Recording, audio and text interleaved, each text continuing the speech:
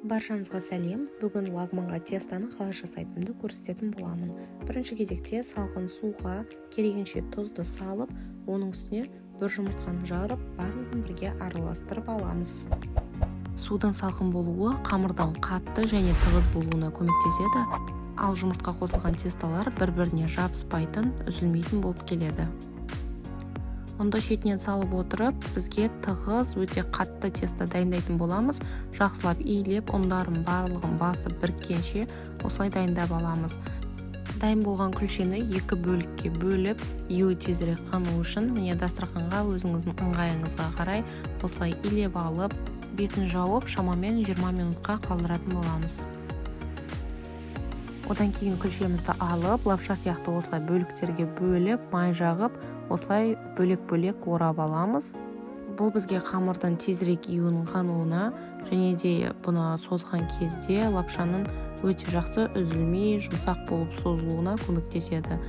Лапшаны дәл осы қалпында тағы да 10 минутқа бетін жауып қалдыратын боламыз. 10 минуттан кейін лапшамызды созған кезде міне осылай өте жеңіл созылатын болады. Тіпті видеода көрсетілгендегідей тәсілмен созсаңыз да, лапшаңыз бір-бірінен үзілмейді және біркелкі болып шығады. Әрине, әркімнің лапша созуы әрқалай неше түрлі тәсілі бар, бірақ июі қанған, өте жақсы демалған теста осылай созсаңыз үзілмей, бір жағынан уақытыңызды үнемдейді, бір жағынан жеңіл болады.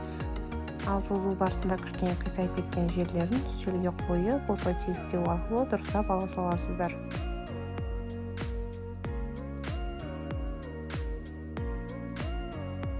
Дайын болған лапшаны қолымызға осылай іліп алу арқылы оны үстелге соғып, бір-бірінен басын ажыратып, яғни жабыспайтын күйде осылай дайындап қоямыз.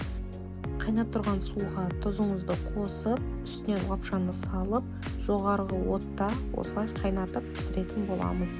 Шамамен 3 рет осылай көбігі шығып, қайнағаннан кейін лапшамыз дайын болады. Піскен лапшаны сүзіп алған кезде бірден суық суға саламыз. Олар бір-біріне жабысып қалмауы керек. Және суық судан сүзіп алғаннан кейін үстіне сәл сұйық май құйып, оны маймен осылай араластырып қоямыз. Осымен лагманға арналған лапшамыз біздің дайын. Үстінен подливасын құйып, дастарханға ұсына берсеңіз болады. Сіздермен болған Айгерім. Арнаға жазылып, комментарий, лайк басуды ұмытпаңыздар. Назарларыңызға рахмет.